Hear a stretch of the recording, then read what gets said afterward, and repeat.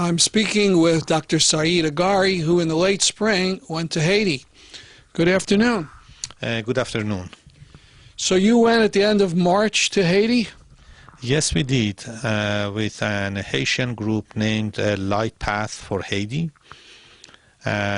which they organized a relief team, and we made a bunch of volunteers, myself as a physician, and many nurses and some social workers and some builders, drivers, psychologists, and other general volunteers. We went down there. So this was about 6 months after the earthquake? Yeah, several months after the earthquake, yes. So what were your first impressions when you got, you ended in Port-au-Prince? Yes, we landed in Port-au-Prince, and you land in a capital of a country, you expect, first of all, our opening was beautiful because the locals from Haiti were playing music for us, welcoming us. But it was a very sad, tearful music. It was not joyful, of course. There was nothing joyful to look at except destruction, both natural and man-made. Even in the airport area looked destroyed? Everywhere. You know, it was so obvious even from landing that the whole island has been completely destructed. And where did you stay? Were you mostly in Port-au-Prince, or did you go somewhere else? No, we did not stay in Port-au-Prince because majority of volunteers go there. We decided to go 2 hours, which is a lot in a small island like that. We went to a city or town named Petit-Goâ. And this city is near the mountains, and it's very far to reach, and they didn't have any help.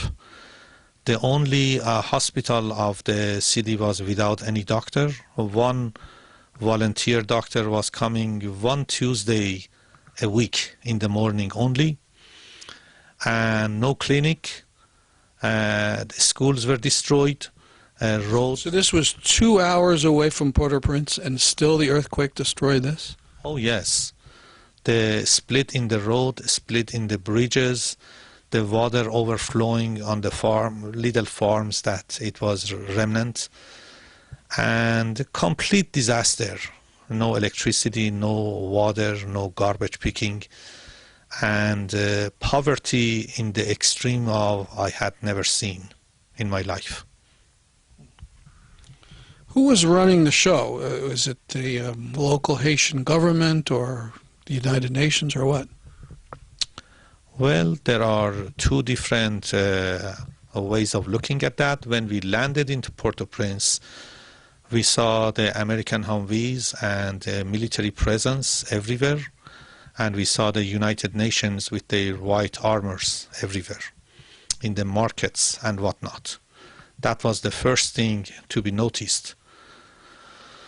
And mostly they were protecting the banks and the municipal buildings. And they were present in the crowded places like markets in case of some uprising for people, which they were living on slums without food and electricity and water and poverty.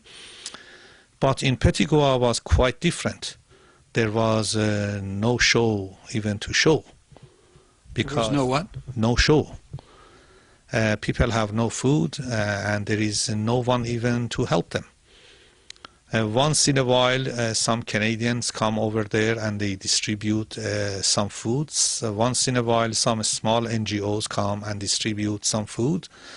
But other than that, people are living on their local, natural, whatever they get and whatever they have. Were they mostly in their former homes, or were they in tents, or how were they living? Well, very few people have homes over there. I can tell you what percentage, extremely low, and they must be rich. People live in these naturally made shacks from plants. They are smaller than a tent. That's their natural habitat. Even that was destroyed, that they couldn't live in it. And because they don't have electricity and water, I mean, life is so primitive that I had never seen like this in my life. Then they are really at the mercy of the international community. Maybe something happens for them. And as far as I noticed, within the short time that I spent in the clinics that we set up with few tables and chairs in the outdoors with some blue tarp, and we distributed some food and medicine for a short time in 1 week.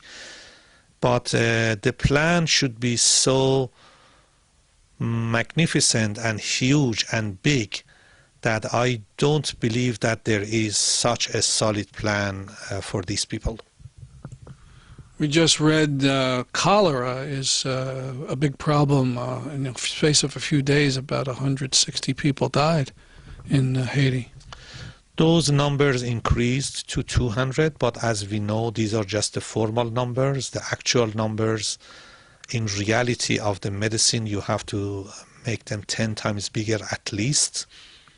Therefore, 160 in the medical terminology means nothing.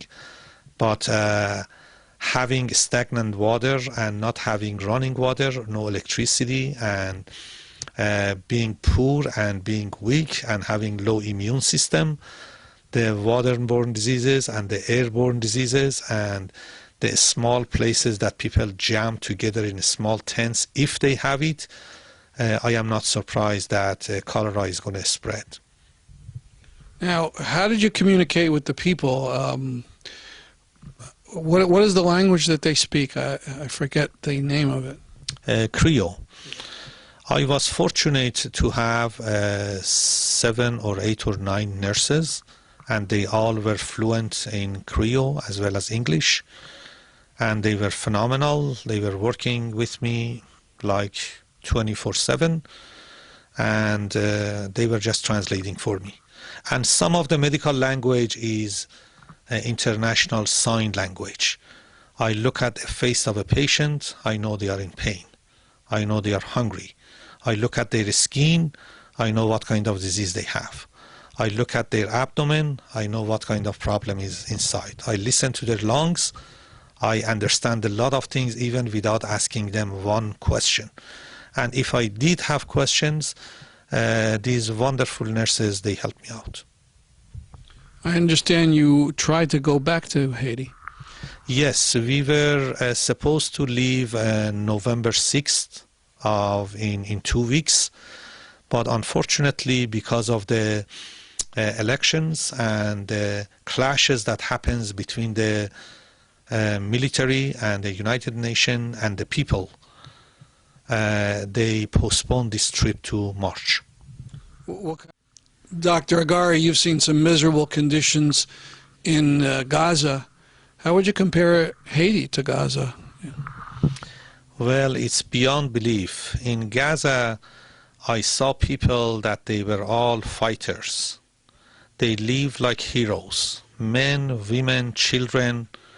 Even though their electricity and water and their food and all their life is totally limited, but still these people have this courageous behavior and they are like fighters.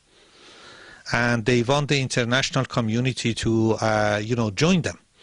Then therefore in Gaza, they were helping me to lift me up, and I got some source of their fighting spirit from them. But in Haiti, people are, unfortunately, are so afraid and depressed, and they are so helpless that I had never seen anything like that in my life. That people be so innocent and in despair, and they have no energy, no food, and they really need much more help than the Gazans. Well, thank you very much for this interview. Thank you.